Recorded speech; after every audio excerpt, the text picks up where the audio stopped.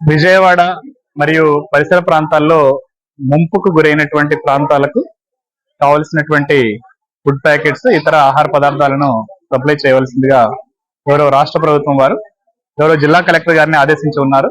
గౌరవ జిల్లా కలెక్టర్ గారి ఆదేశం మేరకు ఈ రోజు డిస్ట్రిక్ట్ ఆఫీసర్స్ ఎవరైతే కన్సర్న్ ఉన్నారో వాళ్ళందరూ కూడా కావాల్సినటువంటి ఫుడ్ ప్యాకెట్స్ అన్నింటినీ కూడా ఏర్పాటు చేసి ఈ రోజు మన యొక్క ఏలూరు నుండి విజయవాడకు పంపిణీ చేయడం జరిగింది. సుమారుగా ఇప్పటికే 50,000 ఆహార పొట్లాలను, అదేవిధంగా 3,400 బ్రెడ్స్, అదేవిధంగా వాటర్ ప్యాకెట్లు ఒక 2 లక్షల వరకు, తర్వాత మనకు కావాల్సినటువంటి బిస్కెట్ ప్యాకెట్లు 1,00,000, మిల్క్ ప్యాకెట్లు 1,00,000 వరకు ఇప్పటికే పంపించడం జరిగింది. ఇంకా రిక్వైర్మెంట్ ఏదైతే మనకు రాష్ట్ర ప్రభుత్వం వారు ఇచ్చారో దానికి అనుగుణంగా గౌరవ జిల్లా కలెక్టర్ గారి ఆదేశాల మేరకు ఏర్పాటు చేయడం జరుగుతుంది.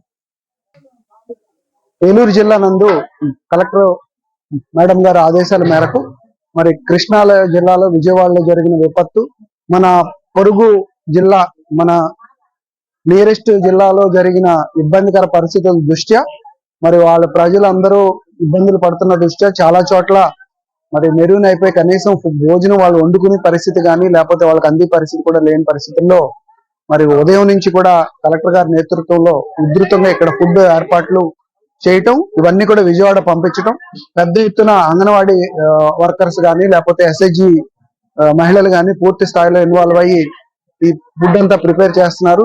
అలాగే ఆర్డీఓ గారు చెప్పినట్టుగా చాలా వరకు అక్కడికి చేరింది. ఇది కాకుండా మళ్ళీ కూడా ఇంకొక 20,000 టిఫిన్స్ కూడా తయారు చేసి ఈవినింగ్ ఇంకొక 30,000 టిఫిన్ ప్యాకెట్స్ కూడా తయారు చేసి వితిన్ 2-3 అవర్స్ లో ఈవినింగ్ మళ్ళీ ఇవన్నీ కూడా పంపిస్తున్నాం. సో టోటల్ గా సుమారుగా 70,000 ఆహార పదార్థాలు కానీ, 1,00,000 బిస్కెట్ ప్యాకెట్లు కానీ, 1,00,000 పాలు ప్యాకెట్స్ కానీ, అలాగే 20,000 బ్రెడ్ ప్యాకెట్స్ కానీ, కొవ్వొత్తులు, అగ్గిపెట్లు ఇవన్నీ కూడా పూర్తి స్థాయిలో ఏలూరు నుంచి మన పక్కకు జిల్లా జరిగిన ఇబ్బందుల దృష్ట్యా కలెక్టర్ గారు మరి ఆఫీసర్స్ అందరితో కోఆర్డినేట్ చేసుకుని ఇవన్నీ కూడా పంపిస్తున్నారు. సో అందరూ కూడా ఉత్సాహంగా దీంట్లో పాల్గొంటున్నారు. మనం మంచి సర్వీస్ చేస్తున్నాం అన్న ఉద్దేశంతో ఈ వర్క్ అంతా చేస్తున్నారు.